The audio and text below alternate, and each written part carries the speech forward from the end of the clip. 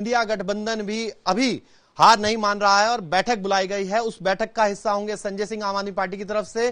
क्या बैठक में रहने वाला है, बात बताएंगे। सर, सीधा सीधा दर्शकों को बताइए कि क्या आप लोग अभी भी कवायद में लगे हैं कि आपका प्रधानमंत्री बन जाए? देखिए, कल इस इंडिया गठबंधन के जो सबसे बड़े घटक दल हैं कांग्रेस पार्टी ने, उन्होंने इस बात से इनकार नहीं किया है और आज शाम की बैठक में सारे लोग बैठ रहे हैं, सारे लोग मिल रहे हैं।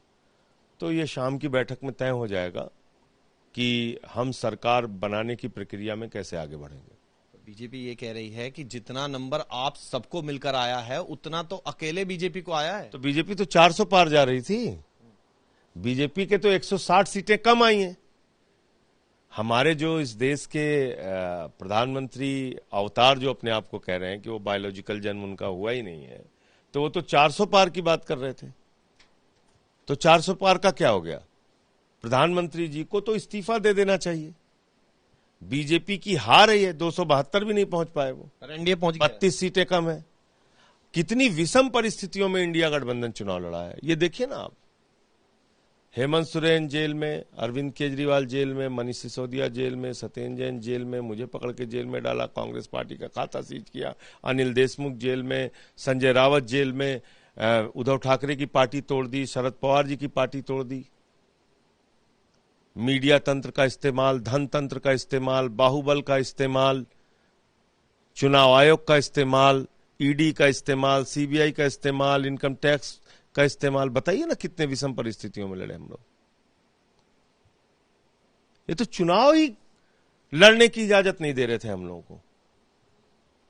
तो ये मैं समझता हूं कि बहुत बड़ा संदेश इस देश की महान जनता ने दिया है। महंगाई के सवाल पे, बेरोजगारी के सवाल पे, आरक्षण के सवाल पे, संविधान के सवाल पे। बाबा साहब का संविधान खत्म करना चाहते हैं लोग।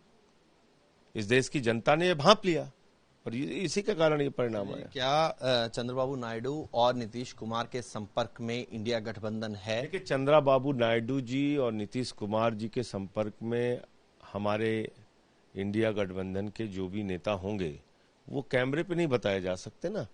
तो इसलिए शाम की जब मीटिंग होगी उस समय तय करेंगे। आप बार बार यही जिक्र कर रहे हैं, ट्वीट भी देखा आपका, कि वो नेचुरल अलाय नहीं है बीजेपी। नेचुरल अलाय नहीं है, ये सच है। क्यों?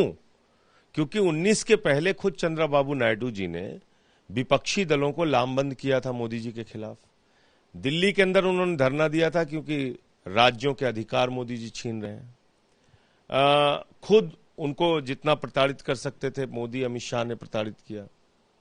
यही काम नीतीश कुमार जी के साथ किया, यही उद्धव ठाकरे जी के साथ किया, यही अकाली दल के साथ किया। तो ये अपने साथ अभी आप देखिए क्या है, घटक दल जो है एनडीए के, वो कह रहे हैं स्पीकर हमारा होना चाहिए। क्यों कह रहे हैं? क्योंकि सबके मन में खतरा है उनकी पार्टियों को तोड़ लेंगे ये। तो इसलिए मुझे लगता है कि ये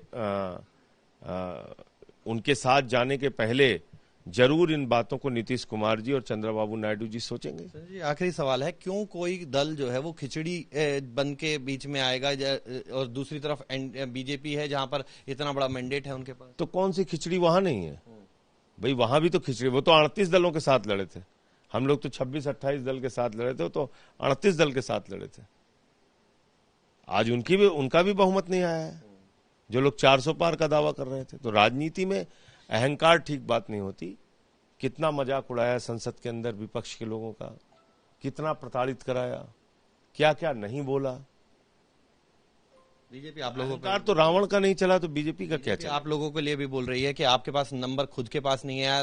इतनी बड़ी मेजोरिटी पंजाब में, दिल्ली में बड़ी मेजोरिटी पर तीन सांसद हैं। हम मान रहे हैं, हम उसकी समीक्षा करेंगे।